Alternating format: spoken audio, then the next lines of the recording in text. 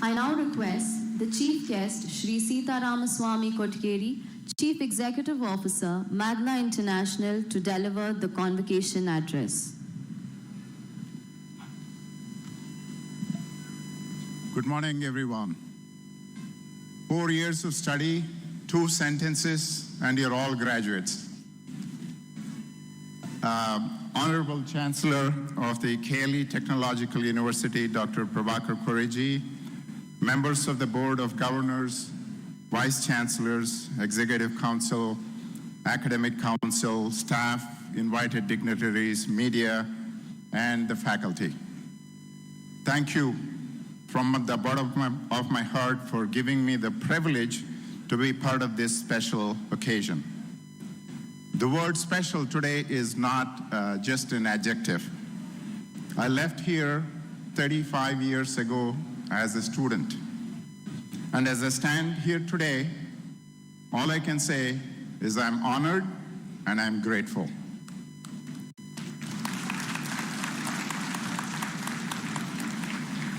Before I begin, let me congratulate the graduating class of the KLE Technological University, their proud parents, their families, and everyone else who made it possible for you to be here for this momentous occasion. I know you must have had a big party last night and you're getting ready for a party today. But if I may ask all of you to stand one time, just for my sake, please, all the graduating class, graduates, undergraduates, doctorates, everybody.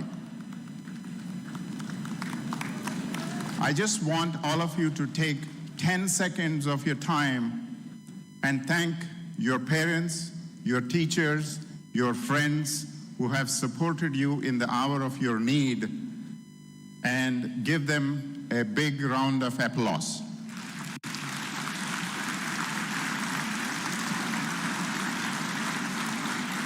Thank you for accommodating my request. Now you can sit down and listen to the rest of the boring speech. I was born in a small village called Ashwaraupeta in the Andhra Pradesh, now Telangana. But I lived most of my life in another small town called Shahabad in Gulbarga district in Karnataka. Growing up, my parents were my heroes. Although college was not an opportunity for them, they were the smartest people I have known.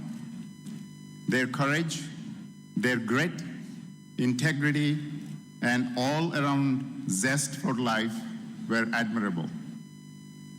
My brother embodied the same, but he also showed me the true meaning of loyalty, trust, and dependability. As a family, we were just on the fringe of being middle class. Buying a small radio, buying a bicycle, and even buying new clothes was a joyous occasion. We did not own a car, we did not own a phone, we did not own many of what you consider to be basic necessities today. Fast forward to today, I've been married now for more than 31 years. My wife is not only a true partner, but my best friend, and she's here in the audience to share the moment with me. Together, we have 2 adult kids who have continued to give meaning to my life. There is an African saying, it takes a whole village to make a man out of a boy. Well, it took all these people, 2 continents, many countries, to make the man who stands before you today.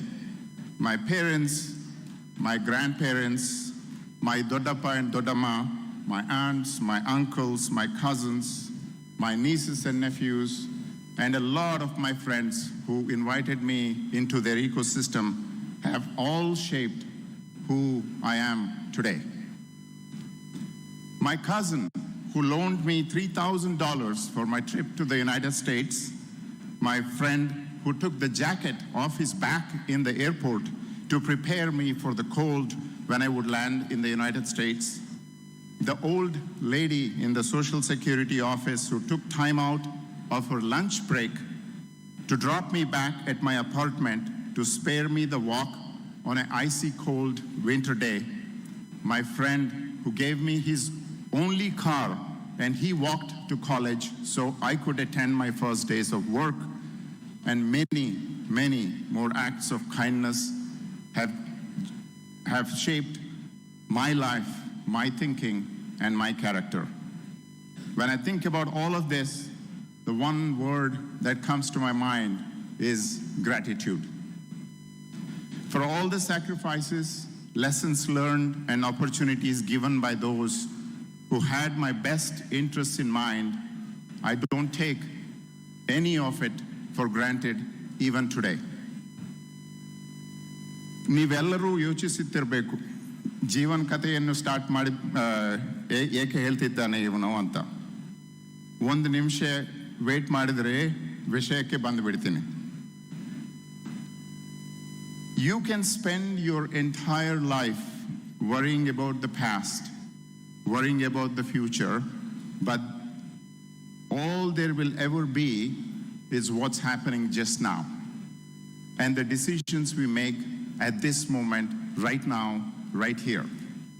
Oftentimes, we limit ourselves with the fear of failure or the fear of judgment and disguise it as practicality.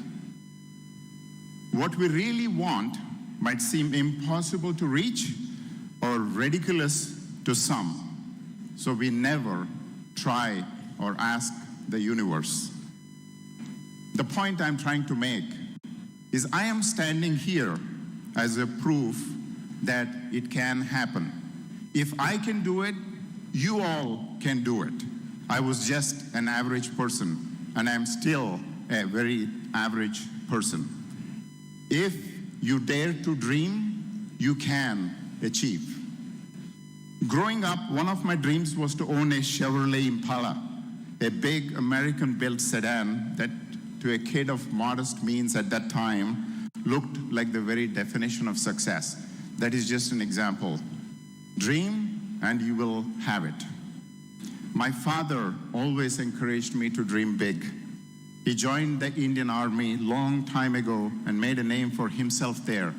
Even he served as an athlete representing the Indian services on many occasions. He was very disciplined, as you can imagine, a stickler for order and routine. Every day was a routine, a collection of events done with purpose and perfection. That simple philosophy taught me that discipline isn't about perfection, it is about building habits that help you live every day better than the last one. To this day, my son, my daughter, my wife, and some of my friends all try to live that philosophy, believing that small successes add up to a life of purpose. Standing here today, I cannot help but think back to my own days walking across this campus. Some of the same buildings, some very new buildings, but the energy is the same. The feeling of possibility in the air is still there. I walked the campus yesterday. I have to say, I dearly miss the old canteen, where every universal problem could be solved with one plate bonda and ardha cup chai. I am deeply honored to be back, not just as your alumnus, but as someone whose life was profoundly shaped by this very place. I remember my time here very fondly. It's funny what memories stick. There was one engineering exam where a kind lecturer noticed I was about to turn in my paper. He quietly leaned over and encouraged me to check it once more. I had forgotten to include the units on one problem. It did not mean a lot then, but today it is a very pleasant memory of kindness. That professor was Mr. Matigeli. But what I remember most of the friendship, the late night study sessions, the laughs, the people who became like family. Many of those friends are still part of my life today. Actually, one of them is sitting on the stage. We get together, we have group chats, and my kids even call them uncles. Back then, we had a simple dream. One of them was to save enough money to eat at a big hotel, a 5-star hotel, and I could not afford it. But we did manage to collect the money. We went to the hotel. I did not recognize anything on the menu. So I ordered what was very interesting, a dish called Sunrise Over the Valley. It turned out to be a salad with a hard-boiled egg. The food was not memorable, but the moment was. The laughter, the sense of accomplishment, that's what stayed with me. I hope you can carry similar memories from your time here. Treasure the friendships you have built. They are the foundation that will hold you steady through the years ahead. Now, let me talk a little bit about after graduation. There is a poem that always resonated with me, the poem called The Road Not Taken by Robert Frost. Two roads diverged in a wood, and I took the one less traveled by, and that has made all the difference. Every meaningful journey in life involves choosing a road that others may overlook. It takes courage to step into the unknown. When you do, you not only shape your own future, but open new paths for those who come after you. After graduation, I left India with very little money in my pocket and a big dream in my heart. My journey took me to the University of Oklahoma. I had written to the Dean of Engineering, and he invited me to come study under him. He told me, if you can get yourself through the first semester and do well, we'll find a way to cover the rest.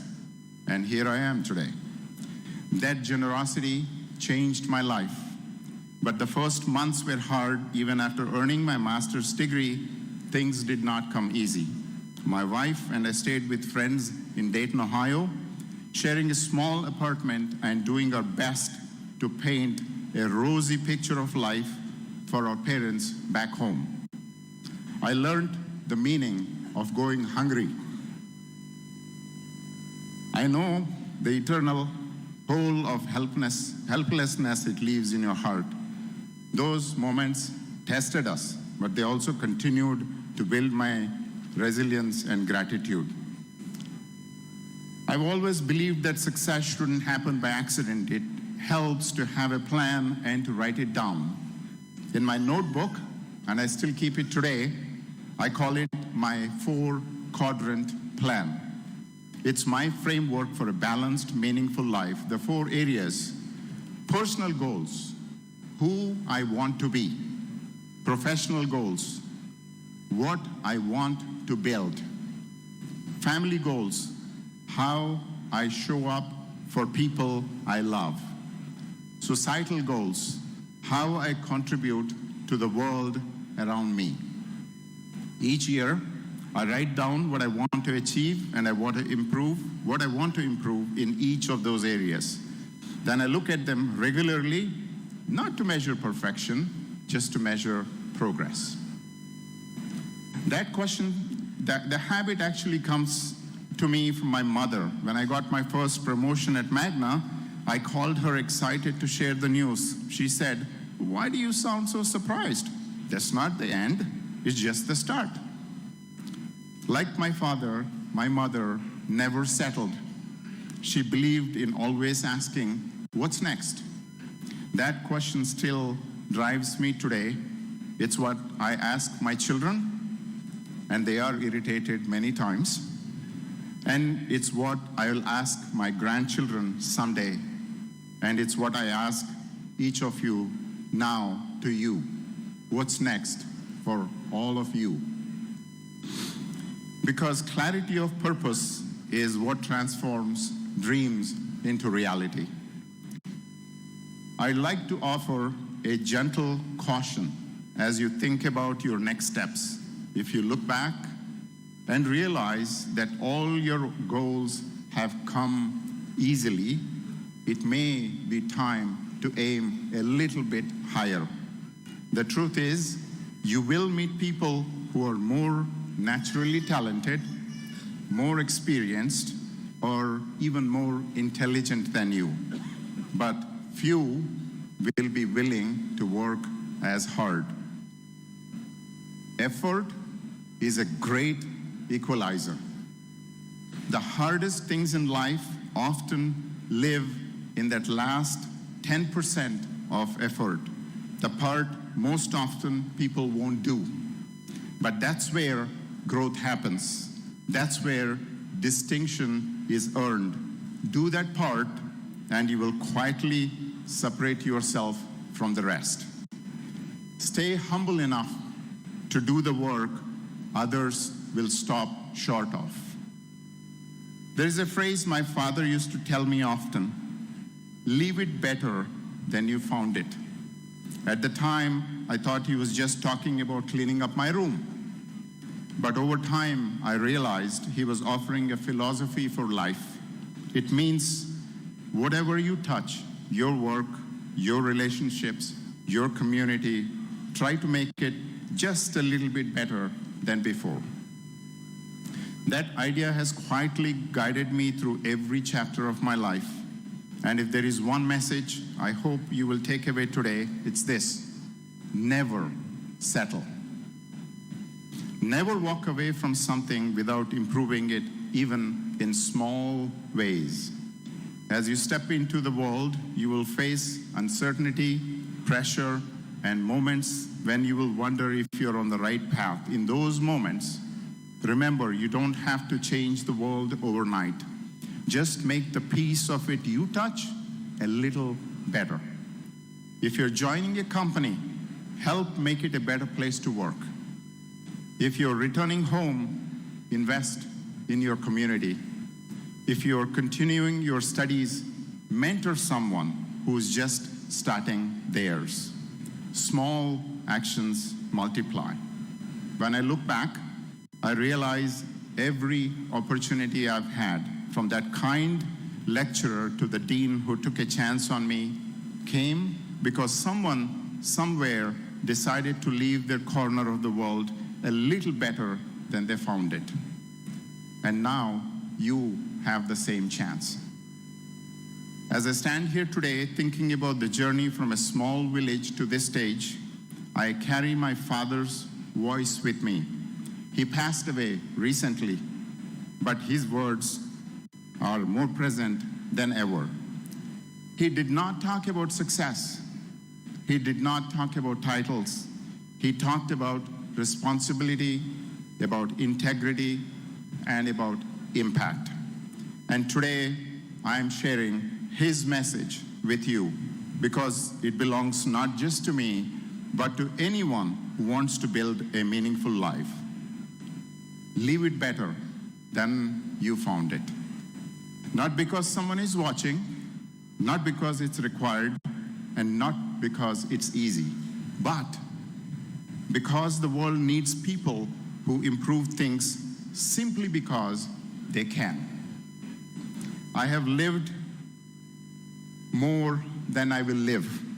I have more past than future. So, graduates of KLE Technological University, you are now stewards of the future of your careers, your communities, your relationships, and the world you will inherit. As you graduate today, you're stepping into a world filled with incredible opportunity and real challenges. You need resilience, creativity, humility, and courage. And before I finish, I ask you to remember these 5 simple things. 1, you don't need perfect conditions to begin. You just need to start. The most important steps are often taken before you feel ready. 2, courage will take you farther than certainty. Writing that letter to the dean wasn't a strategic career move. It was a moment of intellectual courage. Moments like that shape a path forward. 3, keep learning and keep asking why. Curiosity creates opportunity. It always has and it always will. 4, surround yourselves with people who make you better and be that person for others. Your circle matters. Choose people who lift you, who challenge you, and who also ground you. Find number 5, and the final one. Find a way, even a small way, to leave every place better than you found it.